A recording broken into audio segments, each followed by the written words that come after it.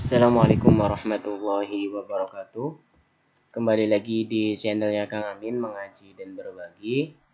Yang pada kesempatan kali ini di kuis ngaji ilmu nahwu itu kita akan membahas mengenai maf'ulun bih. Maf'ulun bih di sini merupakan min asma'il mansub ya. Jadi kalimat isim yang dibaca nasab.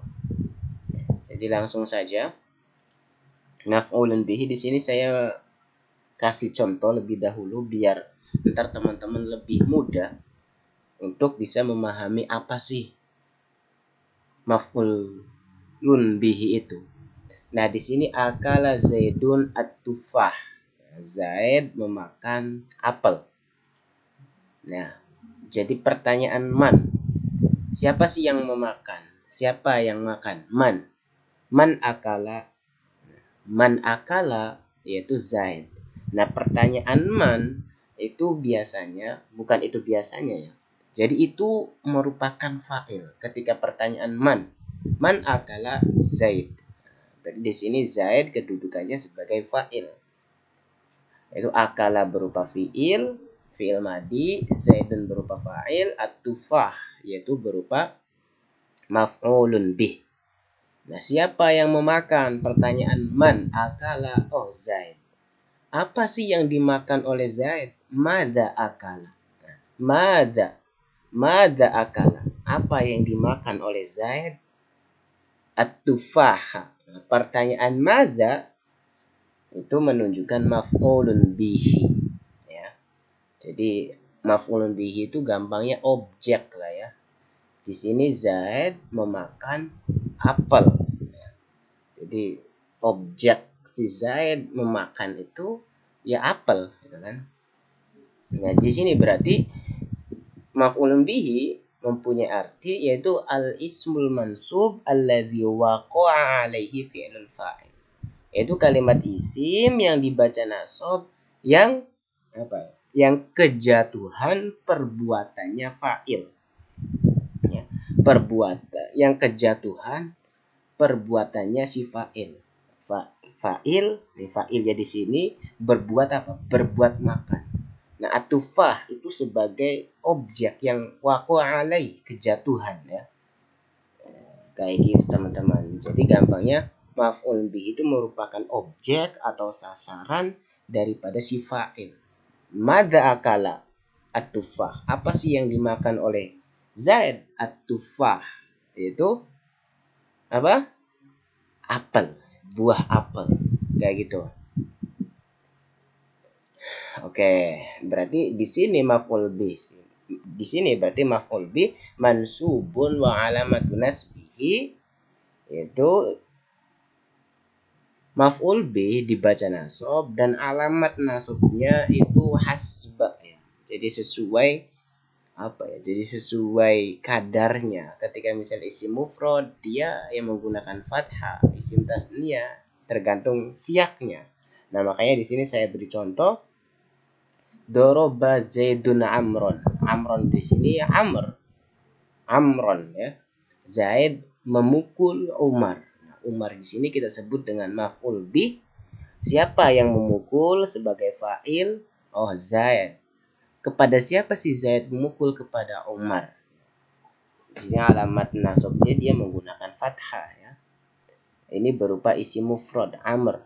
Kemudian contoh yang lain yahmilu at-talibu al-kutuba.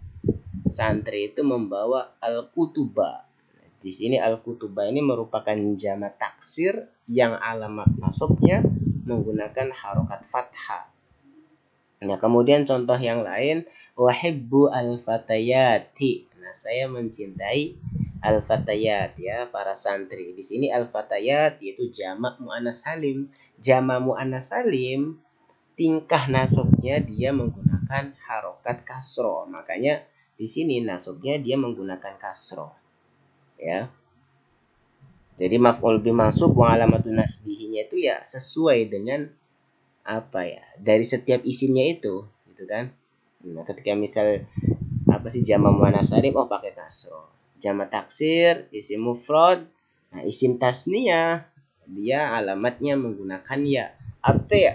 taatlah kamu al-walidaini kepada kedua orang tuamu. Ra'aitu abaka. Di sini sebagai abaka, saya melihat abaka, ayah kamu. Aba itu merupakan asmaul khamsah ya. Itu ada 5 tadi. Nah, kemudian di sini anwa'u maf'ulun bih. Macam daripada maf'ulun bih. Yaitu ada 2 di sini. Yaitu ada isim dohir dan isim domir. Isim dohir tadi yang sudah saya sebutkan di awal di muka tadi. Nah, yang kedua ada isim domir. Nah, isim domir yang pertama contohnya yarhamukallah. Nah, kaf di sini kita sebut dengan maf'ulun bi apa? Isim domir. Yarhamu, semoga Allah, ya, fa'ilnya diakhirkan ya karena jadi ini kan domir muttasil ya. Ini di sini yaitu berupa kaful hitab ya. Yarhamukallah, semoga Allah memberi rahmat kepadamu, memberi rahmat kepadamu. Nah, di sini kafnya kaful hitab. Ya, kedudukannya sebagai maf'ulun bih. Yarhamu fi'il, fa'ilnya Allah, kafnya sebagai maf'ulun bih. Nah, kemudian ad-darsu sarahahu al-muallimu. Ad-darsu mubtada, syarahahu. Yang mensyarahi, yang menjelaskan sapa al-muallimu, al-muallim hu ing dars. Di sini hu-nya ya kita sebut dengan ha ghaib atau ha ghaibah ya. Nah, di sini berupa fi'il, fa'il, maf'ulun bih, hu ya, ha ghaib. Kemudian yang nomor 3 ada apa sih? Ya mutakallim. Alajani at-tabib. Alaja ya. Jadi di sini apa sih?